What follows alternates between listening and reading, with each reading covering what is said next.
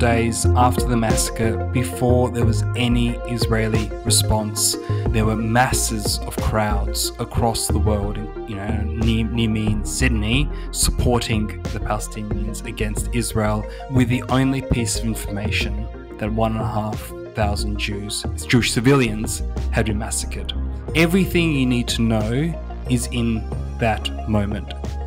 Welcome to the New Flesh podcast, the podcast you deserve. My name is Ricky Allpike, and joining me is someone who has absolutely no knowledge or skills about the Middle East, Mr. Jonathan Astro. John, how are you? I'm very good, and I can't argue with that. I'm frightened of what I don't know. Do you know what I mean? Like there's so much about that region that I have no knowledge of. I'm embarrassed. People bring it up, and I just hope that they're going to talk about John Wayne Westerns instead. I can talk about that. So you don't feel the need just to side with one group based on the color of their skin, perhaps, or I don't know, like just try to judge in 10 seconds who's the most oppressed and then go with them. Yeah, well, look, it's a tricky game, isn't it? Look, I just want to. Maybe it's like sport. You want to pick a winner, So yes, whoever's going to win, go with that. Because I support a lot of losing supporting teams, so it's like sporting teams. You know what I mean? Like, so who's going to win, Israel or Hamas? I don't know. Come on, I don't know. Look, and look, dear listener, let's just get this straight. We are jesting, but it's such an awful thing, isn't it? Like, it's so awful that what can you do except? Well, I've had to stop looking on Twitter, on social media, because it's too much. I know, it's dreadful. And Matthew Perry's dead. I know, that was just like an added blow. Bummer, hey? Was a bummer, yeah. Yeah. Yeah, he went out in a bad way, I think. Yeah, no, it is. It's really sad. So I know I shouldn't juxtapose Israel Gaza with Matthew Perry. Will that get us in trouble? I don't know. Maybe can't I feel all hurt? Can I feel the hurt of everyone involved? Guess so. Like the people in Gaza and people who died in the jacuzzi. Yeah, and all the Friends fans out there. Yes, well, I'm a Friends fan. So, actually, if you are interested in Friends, do listen to Saul Austerlitz. Few episodes back, we talked about Friends. So if you're doing your Matthew Perry vigil, then give that a listen and go deep and get back to us. But today, don't engage in that frivolous shit.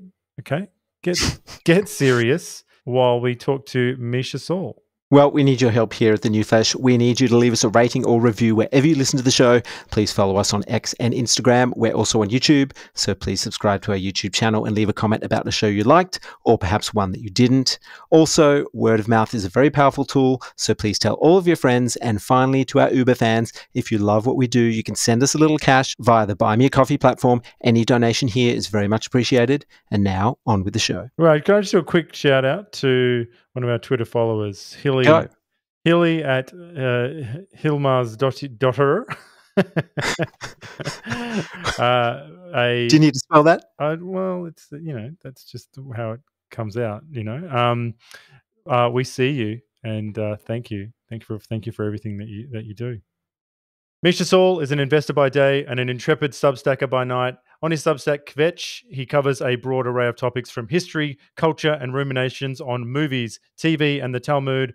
He's a provocative thinker, and we're delighted to have him here today to talk about his work, his life, and perhaps some of his reactions to the fraught moment we are in right now. Misha, welcome to The New Flesh. Thank you so much for having me. I appreciate it. Love your podcast.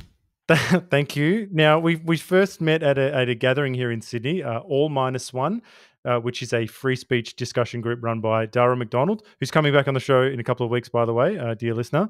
I have a feeling today, Misha, that we will bounce around a few different topics, things you've written about in your Substack and whatever else comes up. We want it to be organic. But we'd also like to get your thoughts and reactions about the recent terror attack in Israel and the subsequent fallout. But first, I have a question, a serious question. Have you ever experienced any discrimination because you grew up in Adelaide? Great question. It's a haunting background that I try to hide. here in Sydney. No, I obviously don't try to hide it. Look, Adelaide. Adelaide is, I think, a good place to grow up. I think it's very hard to trust people, I think, when they tell you how it is to grow up in a place, because to a worm in horseradish, the whole world is horseradish. And what I mean by that is, like, your childhood is so immersed in the very particular circumstances of your family. It's really hard to generalize. And so I think Adelaide's objectively a beautiful place and affordable, etc. And if you can earn good money, you started a business or offshore or whatever, happy days. And but it is culturally quite distinct from the rest of Australia. I don't find childhood there. I definitely feel like a Sydney sider now. But that's interesting because Ricky and I was just excited because, Ricky and I, we talked to a lot of people from, London, New York and all that. And I was, and I met you and you're really erudite and everything, but I was excited to find out that you have Adelaide roots, because we're sort of in the hierarchy of Australia, Perth is just maybe a notch above, I think. So I didn't want to. I think it is. Yeah. My brother-in-law's from Adelaide. He knows. He gets it. They got Snowtown and all that there, So yeah, Adelaide's kind of bifurcated between like real slum crim. Like there's just this grim kind of reputation for all these gnarly murders and stuff. And Snowtown. Yeah, or Snowtown. I know the judge who literally, ruled over that case, etc. Really? So, yeah. So there's that piece, and then there's like, but then it's also a bit snobby. It was like it's very English. It's disproportionately English. It was kind of settled, not, it wasn't a colony. And so its kind of background is super interesting in terms of how it kind of emerged into a little bit more English, a little bit more, it was very early in getting the vote and enfranchisement in a range of things, because it was a disproportionately educated state, quite early on. And so it's this weird mishmash of like low crim and, hollowed out industrial base and like, and then kind of this snobby English semi, not aristocratic, but like more snobbish kind of populace. Oh, is that why they say dance? Yeah, that's why we say dance and grass and graph and all that kind of stuff. Dear listener, this is airs and graces, okay? That's exactly right. It's no good. But seriously, maybe we should talk a little bit about your background. Can you maybe give us some of your, zip through some of your backstory from Adelaide and to now? Yeah. So I was born in Georgia, Soviet Union, Georgia, in Tbilisi, the capital of Georgia, which is very close, actually, by mileage, certainly by Australian standards, to the pogroms that have happened over the last 24 months in Dagestan. Sorry, 24 hours, not months. That literally just happened today. Like that's literally a today thing. Sorry, I didn't mean 24 months. That literally happened today. It's kind of been emerging as it's happened, and that's around the corner, basically from Georgia. Georgia itself is a very ancient kind of host of a wide range of populations, from Jewish to Muslim, and pretty much, despite it being a very kind of fervently Christian Orthodox country, has a very solid history of, basically being warm to all its inhabitants for a range of reasons. But anyway, so I was born there, and as a family, Soviet Union kind of broke up, and I was a young boy, and my family and I, we moved to Australia and to Adelaide, where we had some family there already. My uncle, who we followed, who we call the Moses of the family, kind of led his people out of the Soviet Union. He chose Adelaide, he tells us, because it was kind of a nice size, but he chose Australia, not the US or Israel, because he wanted to get as far away as possible from the threat of nuclear holocaust. It was like kind of just, he left in like 78 or something. And so, this was kind of, real Cold War stuff. So Australia felt like as far away from the two bozos as he saw it as possible. Oh, and so background. So then obviously in Adelaide, kind of studied there, uni there, moved to Sydney, worked. That's kind of it. Well, John and I were talking about the image on your Substack banner earlier this evening, and it's Eddie Murphy from Coming to America. His character that he plays, the Jewish character in the barbershop. Are you an Eddie Murphy fan? Well, you can't not be an Eddie Murphy fan, and one of my most popular Substacks is why did comedy die? And Coming to America has to be one of the greatest kind of comedies of all time, and I love that character. I thought that particular character was kind of perfect because it's Jewish, but he's obviously not Jewish. He's a black guy, right? And so there's just but he plays a great kind of character, and so there's just these weird layers to the kind of banner, which I thought kind of But we were talking about this, Mitch. We need your help on this because I said, we complained about how nowadays you're not allowed to, you got to stay in your lane. You're not allowed to, but you can't have a black guy playing a Jewish guy. You can't do it or whatever. And then I was railing and saying, oh, it's just meant to be an illusion, and it's meant to be, someone's just got a knack for bundling up, truths or things that seem like truths, and we respond to them, and then I was like, and then he's got it, and then Ricky rightly said, he goes, yeah, but is that because you and I just don't know anything about Jewish people, and we're saying, oh, he's nailed it, he's got it, yeah. He's got it, he's got it. I mean, what's your read on Eddie's take? Well, it's partly just a different era. Like we regressed in a lot of ways. Like back then, I mean, he said, in his stand-ups, he had all these gay jokes and stuff, which probably haven't aged as well. I think that character's kind of aged fine, but, a brave comedian today kind of goes out and takes the mickey, in the way he did. Probably it's probably tough, and that's a bit sad. And so I mean, I just think we live in a much more sensitive moment.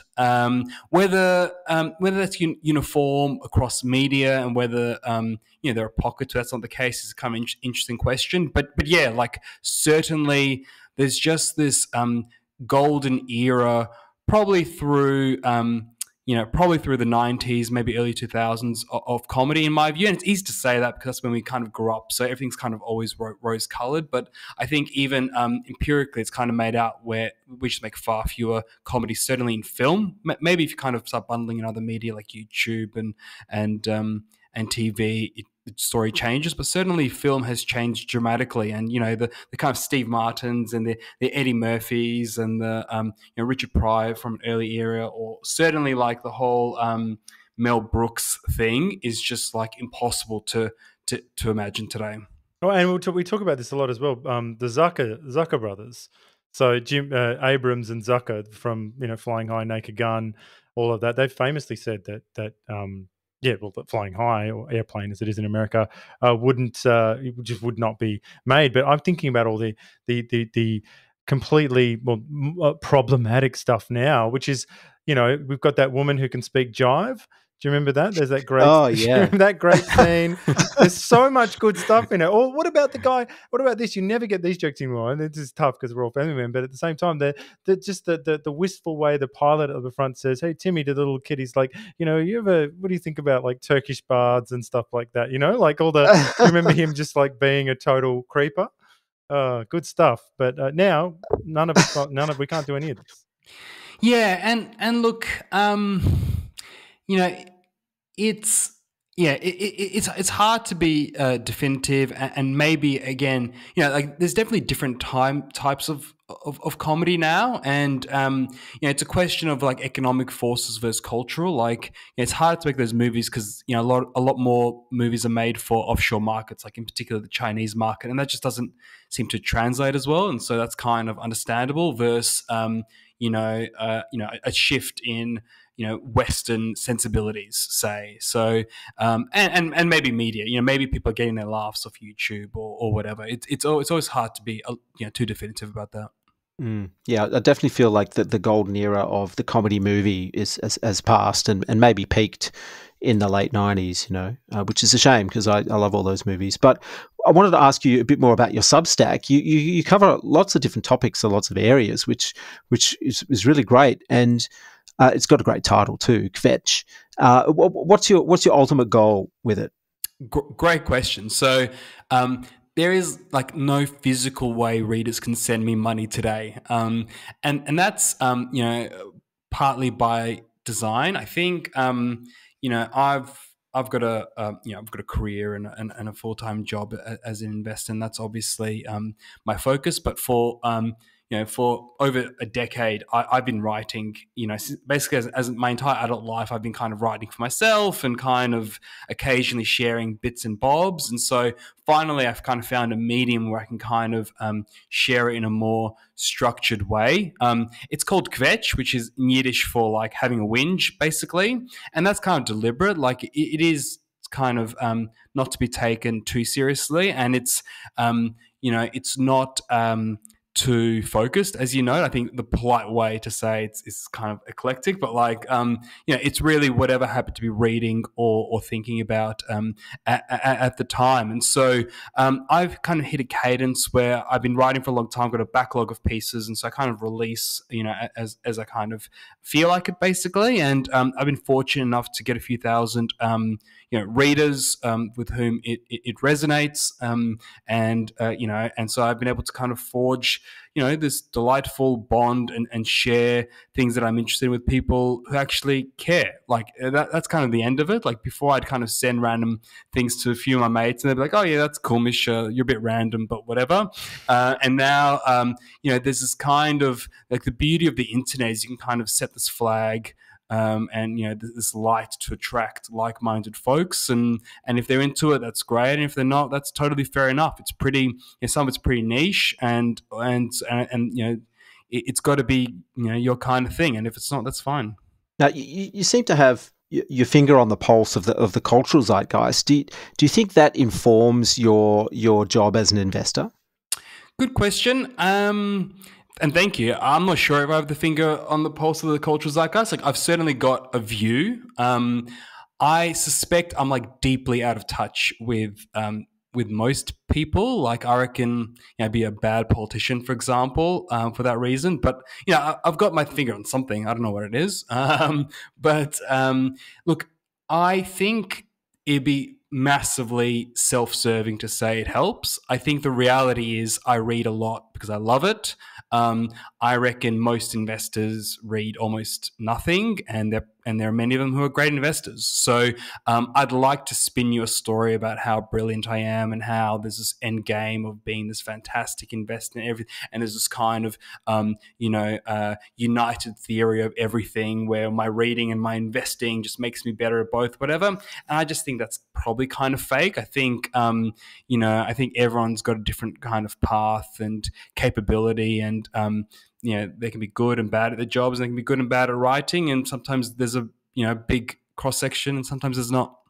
Well, do you get any? You just mentioned your day job as an investor. Do you get any feedback or reactions from either the people you work with or people you come into contact with from that sphere? Because your pieces are thoughtful and well reasoned, absolutely. However, they are very provocative. And I can say that objectively because we do this podcast, we do a lot of reading in dangerous spaces, and there's a couple of pieces that we want to talk about that you've smashed two things together in one particular one later on, sort of the idea of Indigenous sovereignty and Zionism, for example. I feel like those two topics on their own are pretty radioactive, and you've put them together, and that's just an example of one of the pieces I'm talking about now. So I'm interested to know about any crossover from your real life to your writing life. It's a great question. Look, everything, on social media generally, I think the risk is you say something just off the cuff and it blows up in your face, and, things are not good. I see Kvetch as the opposite, where, often these pieces are thousands of words long, and you're astute to note they can be provocative, because I think they can be.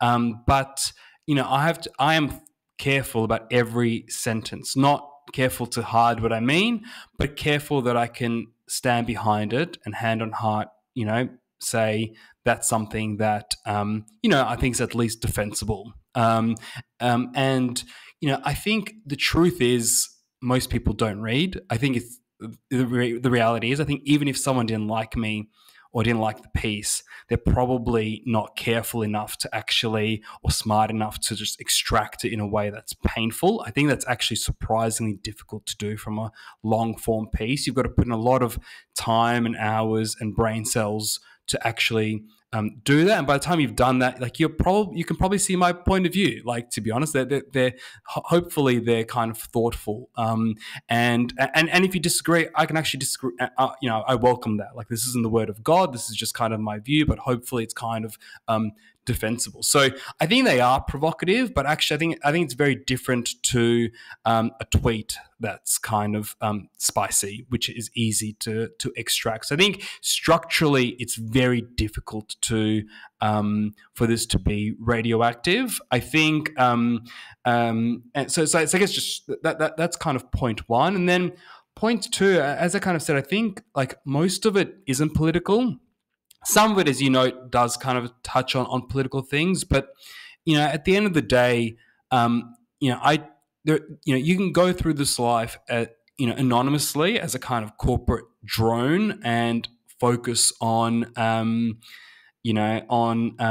exclusively on being bland and a careerist, or you can just kind of lean into what you believe, and you better be careful with that. But like, there's no getting away from, and I wouldn't want to get away from the fact that I'm a Jew and I'm very comfortable with being a Zionist. That might be a spicy thing to say in some circles, but like those circles are retarded, and and I wouldn't care to be a part of them anyway. So there are just lines that I'm comfortable to draw, and so so it hasn't affected work at all. In fact, on balance, there are folks with whom my presence resonates, and they read my stuff and they reach out and they tell me, wow, I appreciate that.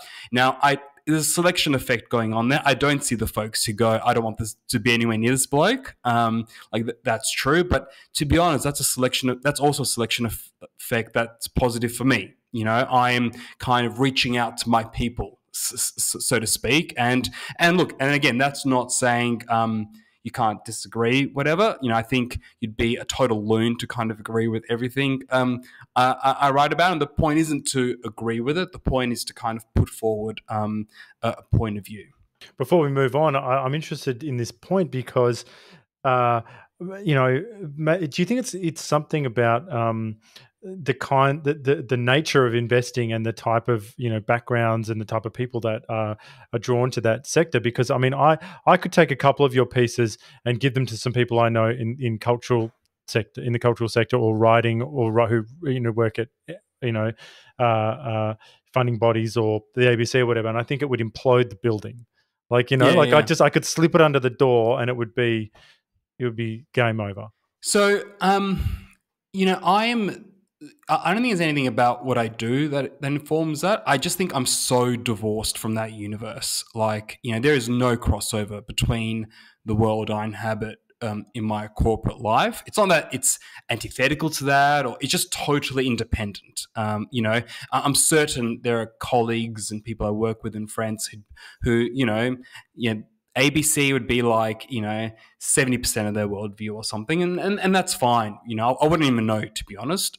It's just not something that's really relevant. So I don't think it's the work thing, although except that it happens to be one sphere of the world that's totally divorced from the kind of short-haired, burn the world and return it to Aboriginal people from from Collingwood or whatever.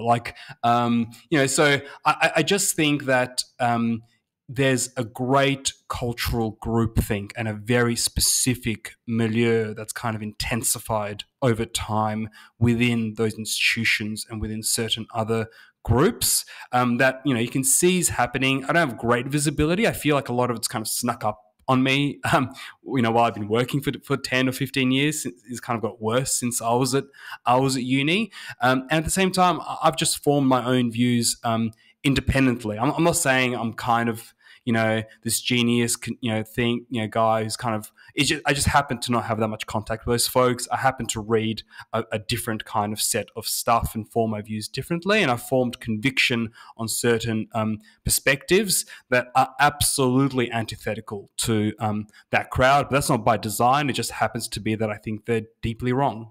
Well, I think we should probably move on and chat about some of the events that happened around October 7 in Israel.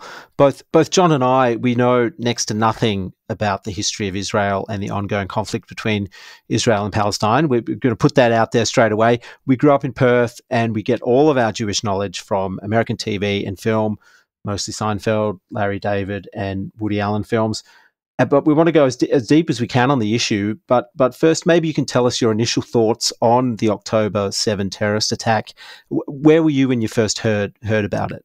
Well, so in Perth, there's quite a big and prominent, not big, but a concentrated South African Jewish community. Have you kind of come South across Africans, them? Not really. Absolutely. When I think when I think of Perth, there are so many South Africans there. Yes. I grew up with them, but I wouldn't have known in my formative years that they would they never talked about being Jewish. You know what I mean? It never. But South Africans, oh my god, and many of them probably are. So for sure. Yeah. Okay. Cool. So so you got some interaction. So look, there's a ton of stuff out there. So, I don't, I've certainly got a relatively, interested and deep understanding of kind of history of Israel, whatever. I'm obviously Jewish. I'm obviously a Zionist. So, I'm putting my cards on the table so folks aren't surprised with my views.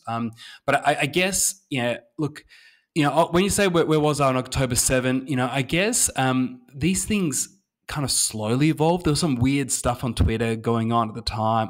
There are a bunch of random Palestinians in southern Israel, and maybe they're doing some bad things. And only, to be honest, only over the following week did the kind of magnitude of it fully emerge. Although within maybe 48 hours, it was clear that there was something horrific.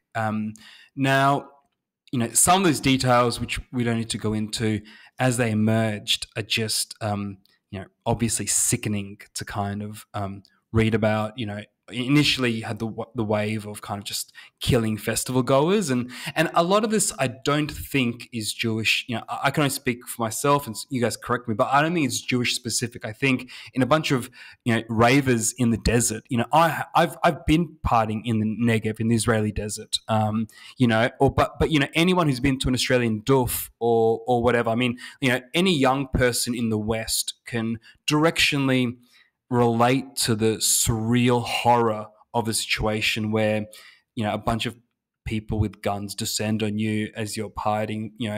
Like some of these guys just imagine you're just trying to get laid, and then 2 days later you're stuck in a basement in Gaza and everyone around you's dead. I mean, it's just it's almost comically horrific. So look, I guess there was that wave, and then as some of the details of the tortures and the civilian things came out, that's obviously a kind of special level of horror. And again, not Jewish specific, but I'll tell you what. And so there's a certain level of radicalization with what happened there, but the real kind of shock to me was that as these things happened over the weekend, and as the world was digesting what was going on, this 1,000+ massacre of civilians and kidnapping, on Monday night in Sydney, there was a protest against Israel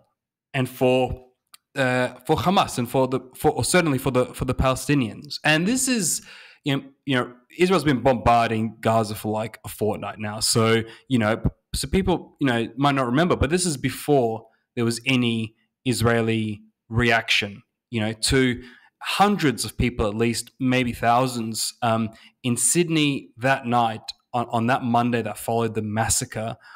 The only information they had was that, at least hundreds of civilians had been massacred, and they saw it as a righteous event. And then, that culminated in Jews being asked to leave the CBD of Sydney and folks chanting "Gas the Jews" on the Opera House. And, it's almost funny in its absurdity, and it's kind of shocking in its obscenity.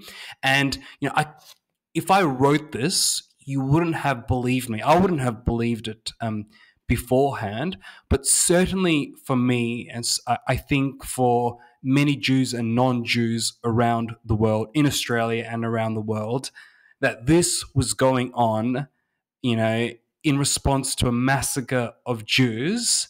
That's it. Like, there can be no dealing with these people. The lines between good and evil are clear. Like, I mean, these people could just cut off my head and put on a stick, and it wouldn't be more shocking and more barbaric. So so in response to that, and I don't know if you're kind of getting to that, I did write a piece. I wrote it for Quadrant, and I kind of shared it on my Substack for your listeners. Quadrant is a conservative Australian, a bunch of really old Anglo dudes, basically. Magazine in Australia, and my piece, it made me reflect. These circumstances, were shocking and and disappointing. And, I thought, geez, this is happening in Sydney. The police are basically facilitating this and asking Jews to leave because they can't protect Jews. What is the Jews' position in Sydney, like under these circumstances?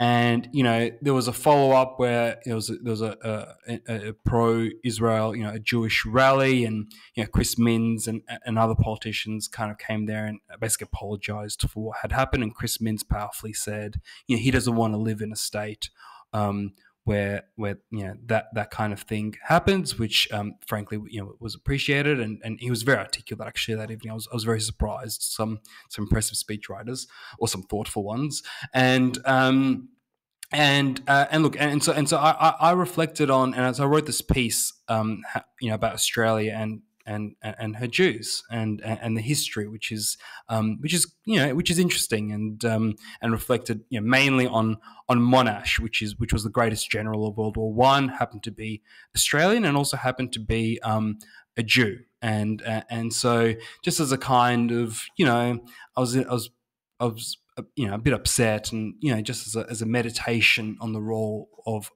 Jews in Australian society, and so yeah.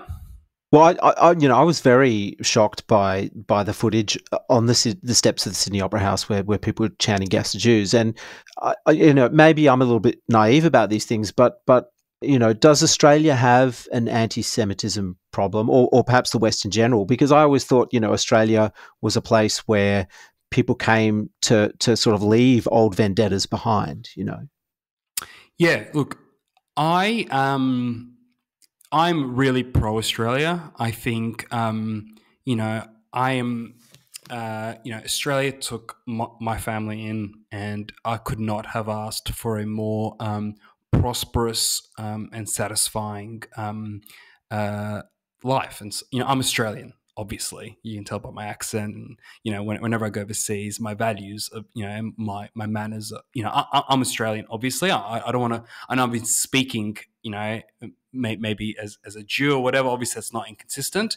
But I'm Australian, and but I reflect on Australia a lot objectively. I read about it just out of interest and whatever. And I think we are a deeply blessed country, and I think people in those ABC sorts that you kind of alluded to earlier, they get really annoyed when I say this, but I think Australia might be like the least racist country in the world, and if not the least, because that's like a big call. It's like it's up there, and that's because these people don't understand the blood feuds that like Pakistanis and Indians have, or like that that Dagestanis have between all 70 clans, or China. like or just like being China. not being Han Chinese in China. Exactly. Like I mean, there are some real issues and real ethnic tensions offshore, and Australia, you're all up, and Sydney side is going to be a bit cold, and they won't invite you to their barbecue, and or whatever, but like whatever, like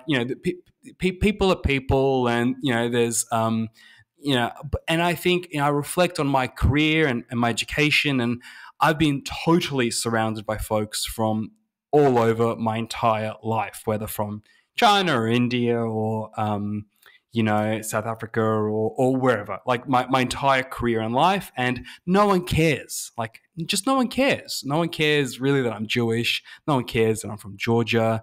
I don't really care whether that bloke's from, Cambodia or from Thailand or from China or from the Philippines or from the US or from Mexico or whatever. No one cares. And I think Australia's a deeply non-racist place. That's my starting position. Is there anti-Semitism? Yes, obviously. Does it kind of permeate everything? No, I think that's rubbish. Do have synagogues and Jewish schools fortified themselves over the decades against violent attack? Yes. But compared to France, where they're like sandbags and machine guns, it's pretty good here. So I guess it's relative. I think Australia's relatively good on that front, and I'm very pro Australia. But look, I think. Obviously, one thing this has radicalized me a little bit on is our immigration policy, which is another thing that will blow up your ABC. I'm constitutionally a big Australia person. When I think what's the best thing that could be for Australia, it's not to kind of be stuck at 20 million people forever and kind of that's it. I'm pro people. I'm a pro natalist. Have kids. Create things. Dream big. I think in Australia, Australia has, and I've written this essay. I wrote an essay. One of my first essays that I wrote was A New Hong Kong in Australia. This was during the Hong Kong crisis in 2019. And I said, why don't we invite millions of Hongkonese to build a new Hong Kong in Australia, whether it's Darwin, Newcastle, to wherever. Obviously, kind of work with the locals, whatever. But these are educated, smart, English-speaking folks. Why don't we build a new city? God did not say thou shalt have two coastal cities on this enormous, infinite coast with this enormous resource. We are an energy and food and land superpower. We could be doing a lot more. So that's my position. So I'm an immigrant. So I'm not inherently anti-immigrant, obviously, and I'm not, but I also don't think we should be importing Jew haters. So whatever that looks like, I don't really know what that kind of means in practice. But, John Howard said very astutely at the time, we decide who comes to this country and the circumstances in which they come. And I've always believed that. I've always, I've been a kind of a pro-immigration person, but I've never called an anti-immigration person racist for that. I think every country has the right to decide their borders and control their borders and decide who comes and who doesn't. And and we can just debate the levels whether it's zero or a lot. Both, they're all legitimate, and we can kind of decide that. And I guess one thing that I've been shocked looking around the world, and this isn't new. This was kind of clear with the Charlie Hebdo massacre in France, a decade ago, and the kind of protests against images of Muhammad across Europe around the same time, and previous to that, basically and all the kind of massacres of Jews in France over the last couple of decades, but increasingly across the Western world, including Australia. I don't know what it means in practice, but certainly these kinds of protests in Sydney and elsewhere have sharpened my mind on that. Would you find it strange that so many privileged white university students have jumped on the bandwagon in support of Palestine and Hamas, even though I think there's a pretty strong chance that most of them know very little about the historical background and nuances of the situation in Israel and Palestine? Like, I think we can't underestimate how lazy some of these wokesters are. Is it simply a case of brown people versus white people in their eyes? Does it boil down to that? Yeah, good question. I'm not sure. I guess, I think the prism in which they look at is this kind of power imbalance thing, and also kind of American empire versus not. And so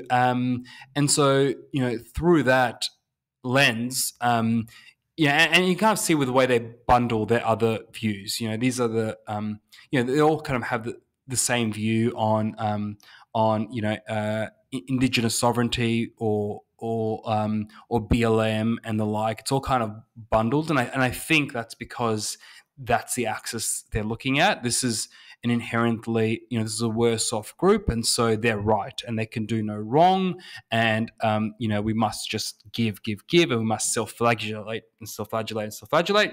and we're bad, and so I think that's the undercurrent in terms of kind of how this emerged.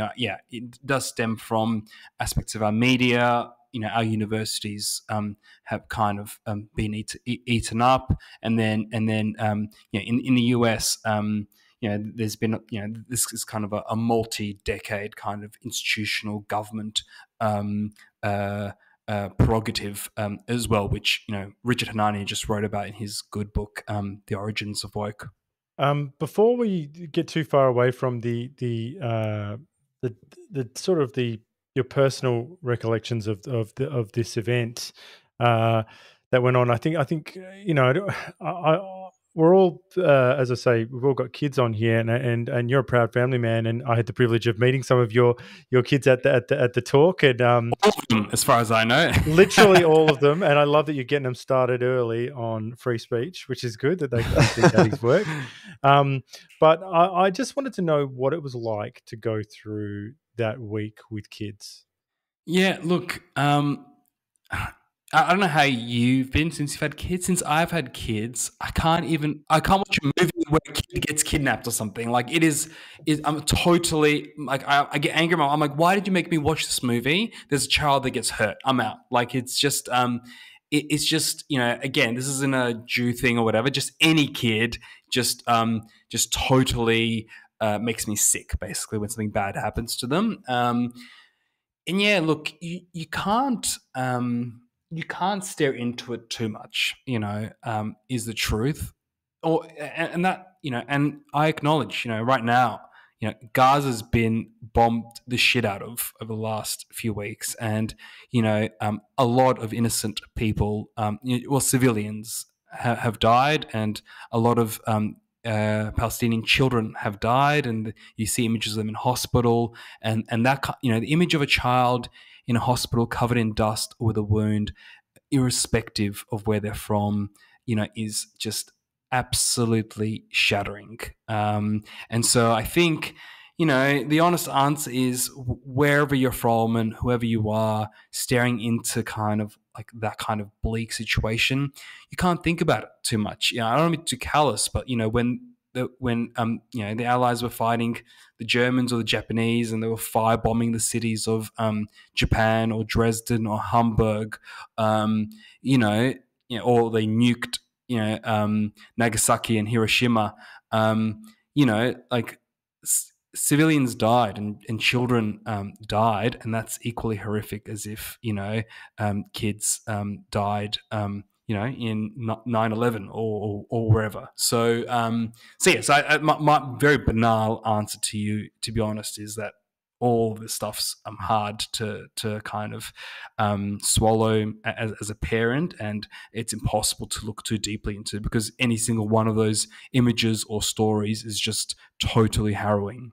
Well, I don't really see a sort of an argument for no action from the Israeli side. I mean, there was a pretty big attack, a terrorist attack. I mean, they surely, Palestinians and Hamas would have foreseen a retaliation of some sort after this.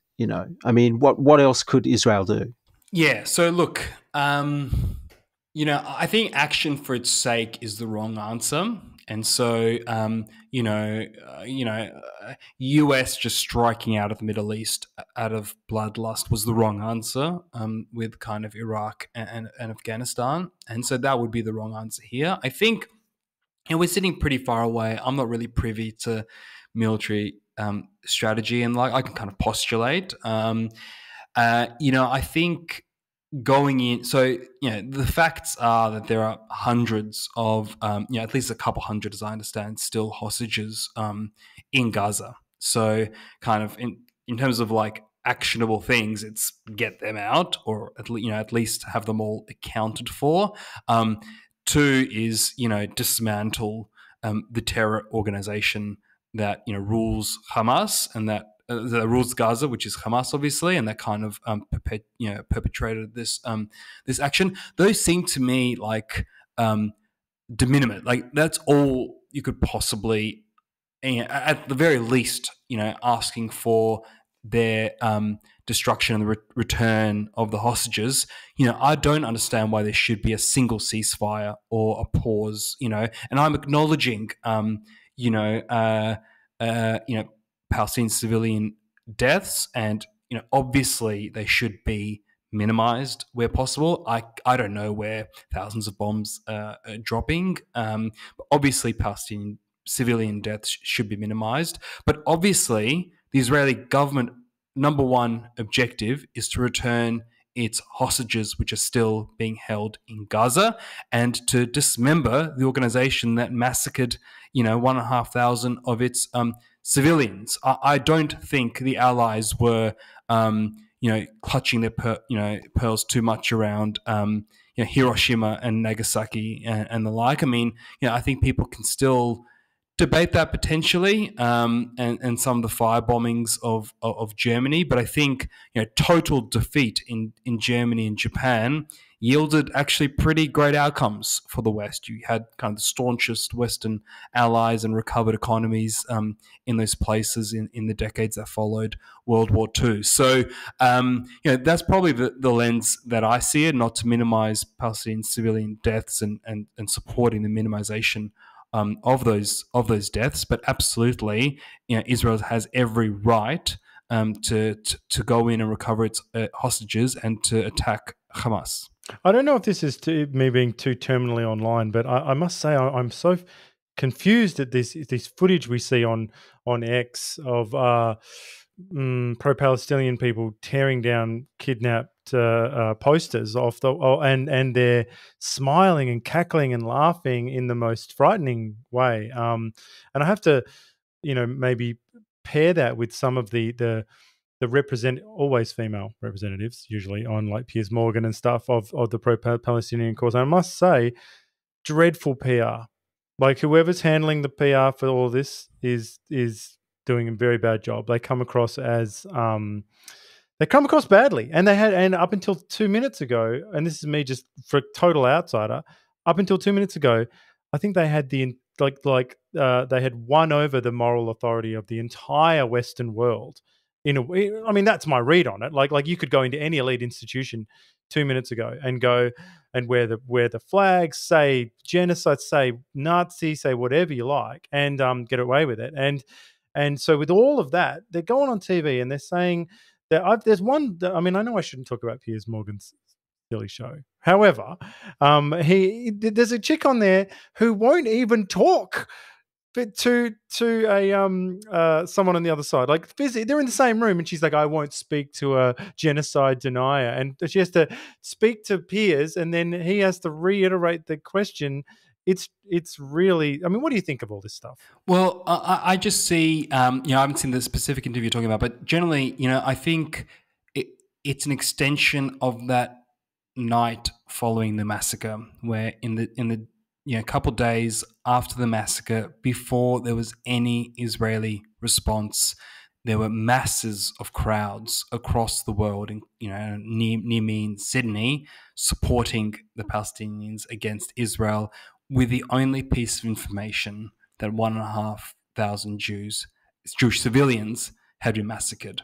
Everything you need to know is in that moment. And so seeing folks tearing down kidnap posters, seeing all sorts of deranged accusations of genocide. Like, I don't know, like you can just say lots of civilian, or excess civil. If you think, excess civilian deaths are happening, you can say that. That doesn't equal genocide. Like, I mean, the kind of language inflation and the hyperbole here is like ridiculous. Like these people are, understandably, they're, they might be affected by deaths going on overseas. But you certainly didn't see this when 600,000 Syrians died, this is a very anti-Jewish, anti-Western moment, and so nothing really is going to surprise me since the days after the massacre, people were out there against the Jews.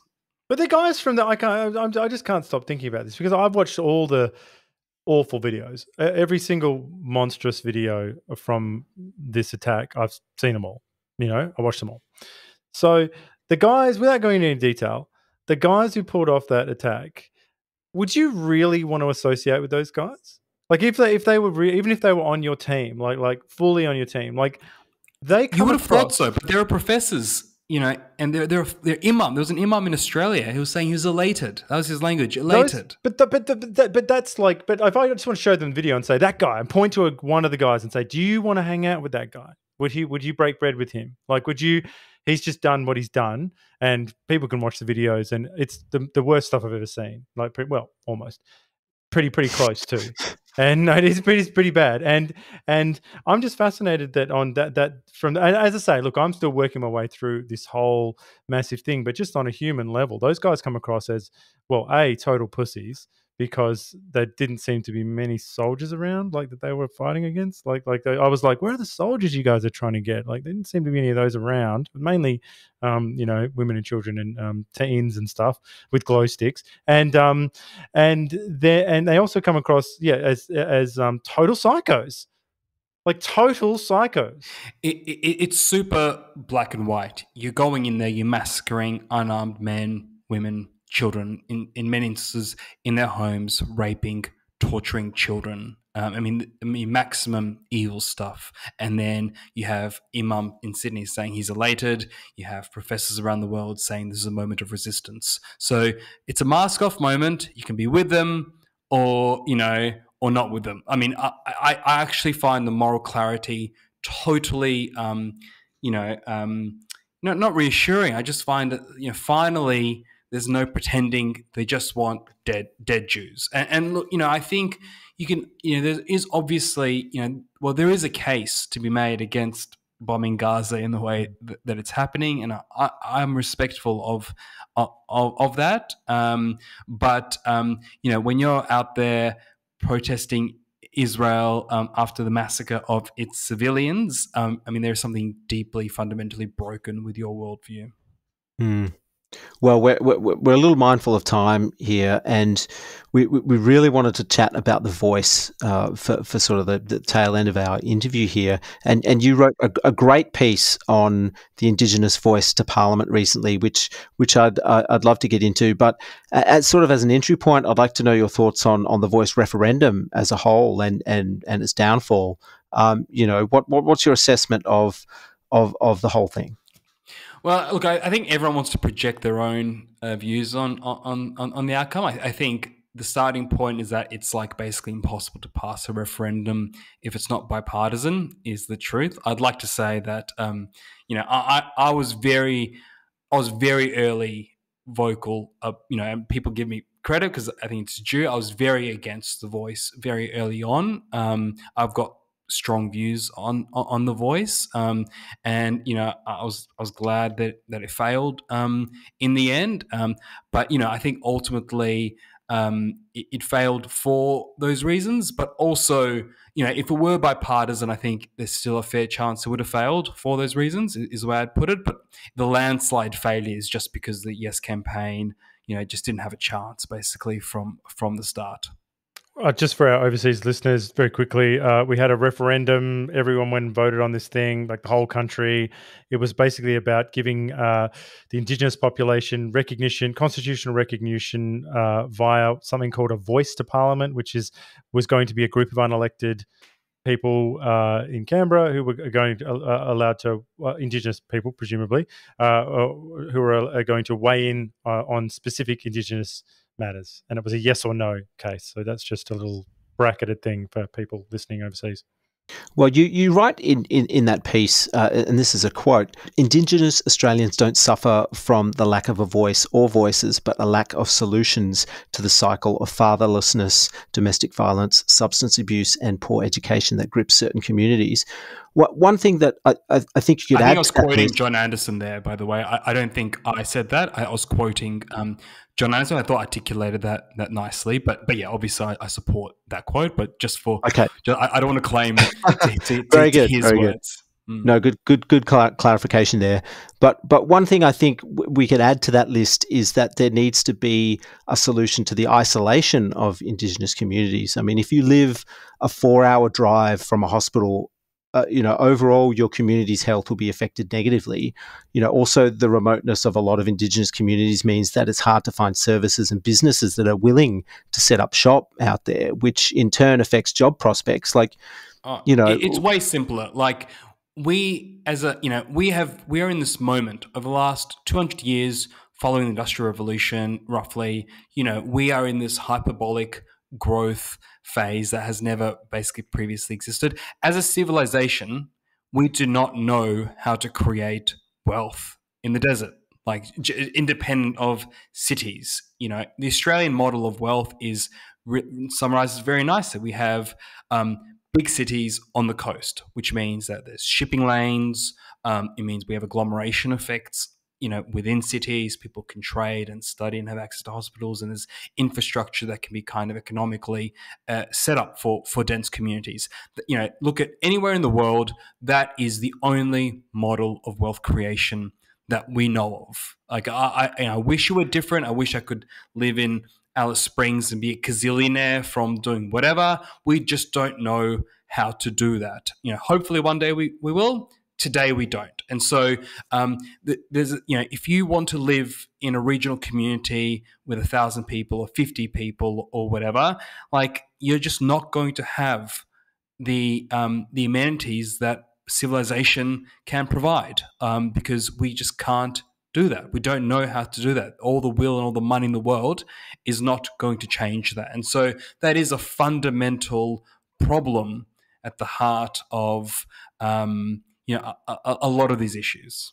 But we're also led to believe that Aborigines in cities suffer the same disadvantages as those in remote communities. But it's simply not the case, and I think that's another reason why the voice seems so it seems so ridiculous, is because it's going to be set up to have elite Aboriginal coastal Australians that are weighing in on issues that, first of all, issues that across the board affect Indigenous Australians, but also those out in remote communities. It just seems so silly to me.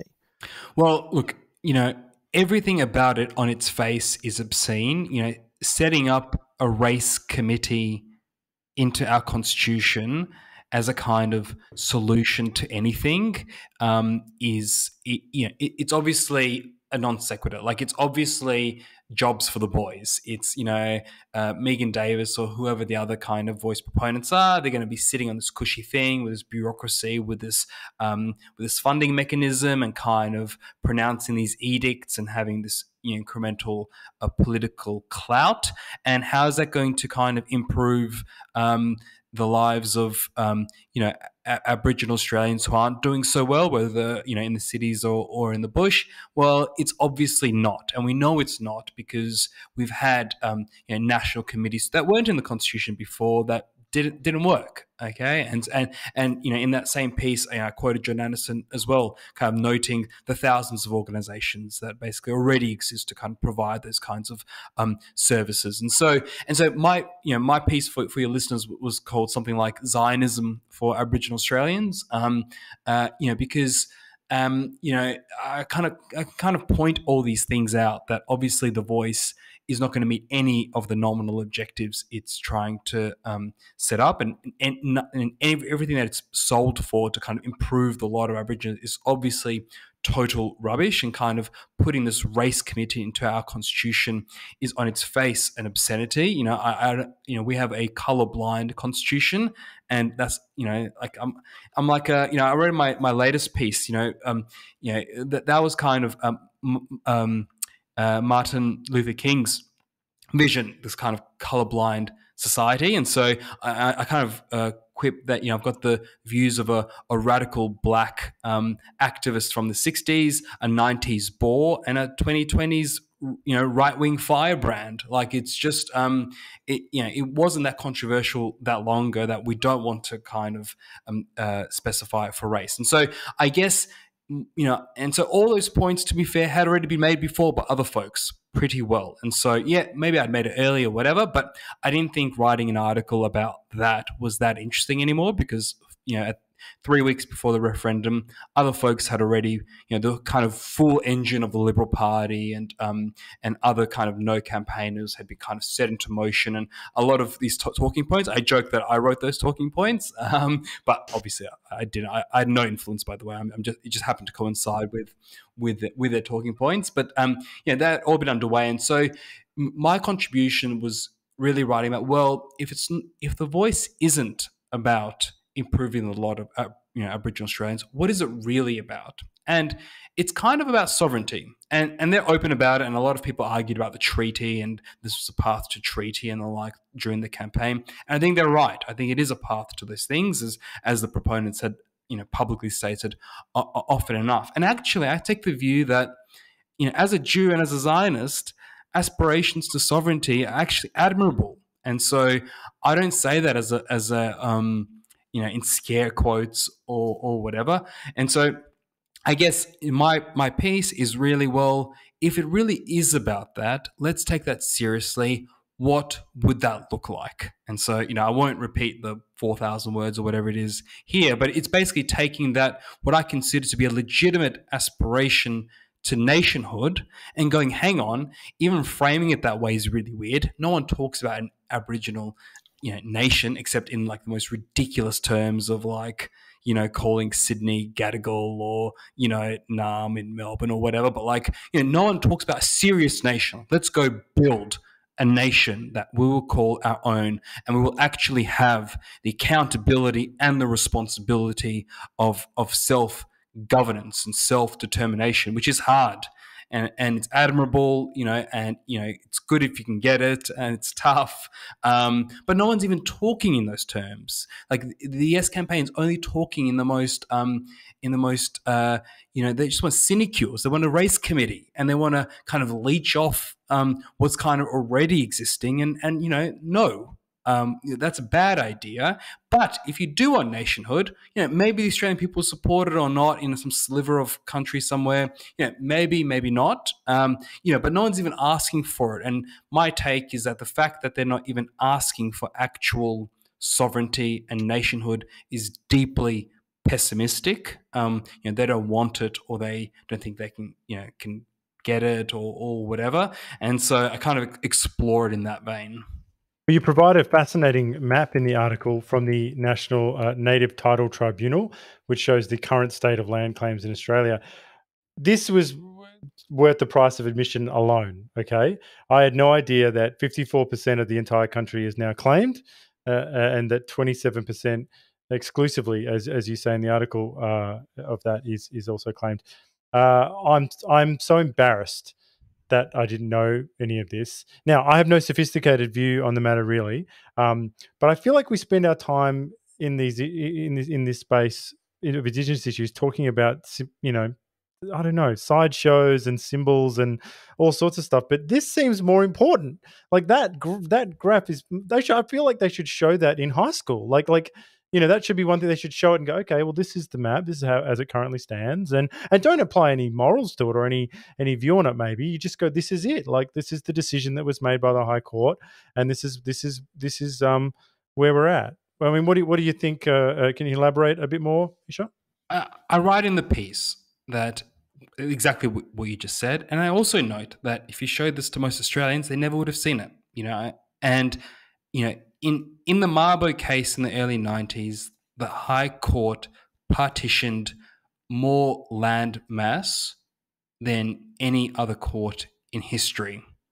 It is a shocking kind of piece of judicial activism, basically, kind of imagining these these kind of legal rights that kind of survived settlement. Now, if Australians came together and decided that we want to deliver, certain land rights and or exclusivity or portions of Australian land, I think that's a totally legitimate conversation. I'm not even against it in principle. I am against the High Court doing it, kind of bypassing kind of the common will, and I think it's deeply subversive that this is kind of, as you note, 54%, like majority. That's not exclusive, so but 54% has been basically granted some form of rights or inalienable rights, effectively, over land, and it's totally shocking. And I think the fact that that's missing from a conversation around the voice and sovereignty is totally schizophrenic and delusional. Like that's obviously the elephant in the room. If we are talking about sovereignty and we are talking about partitioning land, why have we just totally ignored native title? And so not many have kind of connected the dots there. And so I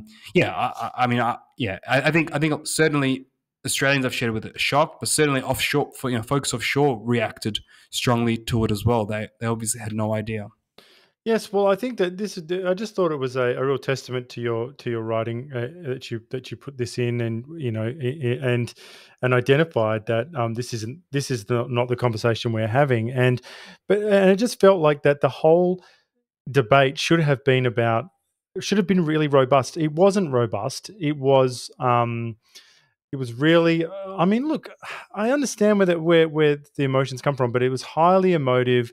There was a lot of weeping on TV from leaders, and like this is when you look at all the numbers of of disadvantage and the native title and everything, maybe that's what we need. We needed more serious. But you couldn't even have this discussion. Imagine on the ABC during the referendum time, someone putting up that map that you had in your article. Imagine someone putting it up. Exactly. Again, implosion of that building in Ultimo. And it's odd. You just Google it. It's off the government website. This isn't like conspiracy.com or But they'd be saying, if you showed it, though, they'd go, why are you showing this? What's your motive? What's your motive? That's the framing. But, I resent the terms of the conversation during The Voice. As you note, it was all emotional blackmail. Don't ask too many questions. Don't ask how this will help. Don't ask how it will work. It was all, this is what they've asked, and it's the least we could do. It's like, hang on, we have, one of the most enduring democracies and constitutions in the world. And we're just gonna for the heck of it, just kind of change it because a group, an interest group asked it. I mean, all the arguments were so disingenuous and often like evil. I think kind of racial segregation that way is so antithetical to the Australian character, and yet perversely, they're kind of draped in the language of self-righteousness and kind of moral righteousness and moral superiority. And so the whole conversation, all the guilt that surrounded it, it honestly, it made me sick. Yes, well, I think that I'm no pollster, but the early polls were so high that I think that to me, I read that as being proof of what you said earlier about Australia being non-racist. I see that as a proof of a kind of attitude amongst most Australians, 70% of us or whatever, who are saying, this is bullshit. It's time to solve the problem. It's time to solve this problem. And then once the people started to say more about what they want, how they wanted to go about it or whatever, I was like, yeah. Well, I couldn't agree more, and hopefully I've said enough. The extent to which I sympathise, with, for example, aspirations to sovereignty. I think Australians have tremendous goodwill and want to do the right thing by Aboriginal Australians. I think they were here first. There are a whole bunch of horrible things, happened to them, and so I think Australians, want to do the right thing. This isn't kind of bury head in the sand. This isn't, smack them away. The Voice was a bad proposition to benefit a few, and and it wasn't going to help Aboriginal Australians, and so Australians rejected it. But I think underlying all that, there is tremendous goodwill and empathy towards Aboriginal Australians, and rightly so. Couldn't agree with that more. Well, I've sort of run out of time, Misha. I think we could talk endlessly about a lot of different things, but I think we've hopefully given people a good sampler of your wonderful Substack, and they should definitely read that piece that we just dipped into at the end there, Zionism for Aboriginal Australians, on Kvetch. It's fantastic. I can honestly say people won't have read anything in the mainstream Australian press like it at all. Not in any of the newspapers, not on the ABC. Nothing as provocative or as interesting as this. I can guarantee that. It covers all sorts, like conquistadors and the dating market, and Barbie gets a review on the Substack also. Yeah, read the Barbie review. So but look, I appreciate it, and if you enjoy reading it, I appreciate that. Well, Misha, we do have a final question we ask all of our guests, and we'd like to know what you're reading right now. I just finished reading The Jewish State by Theodor Herzl, the first kind of domino written in the 1890s, I think, founding of the Jewish state. And now I've been a massive Australian binge. So for the last 6 months, I've been reading Australian history because I realized I knew nothing about it. And so I can actually, now I've read quite a bit. And so I'm reading Commonwealth of Thieves. Keneally. Thomas Keneally. Have I read that one? I've read one of them. Maybe. Yeah, that's the one. So, and look, it's early days. I'm enjoying it. Like there's some of these books are mixed. Some of them are fantastic. And I've really, I've like Robert Hughes. The name's escaping Fatal me. Shore. Yes, The Fatal Shore. I only know that because you mentioned it in your article, and then I was like, "What's that book?" And then I looked it up. It's so good. Books by Jeffrey Blaney have been good. Why Australia Prospered by Ian McLean is fantastic. I read that a couple times. So there's some really good books. I'm gonna write a long kind of Australian history piece at some point, which this is all working up towards. Well, I can definitely recommend the Jeffrey Blaney book as well, which I think I'll let you, John. I've got it. It's here on my desk. I will read it and I will return it to you. Thank you for the reminder on air. Nice. Well, gents, I really appreciate you having me on. This has been a lot of fun, and thanks for reading Kvetch, and I look forward to continue to listening to your podcast. Thanks, Misha. Cheers, gents. Bye-bye.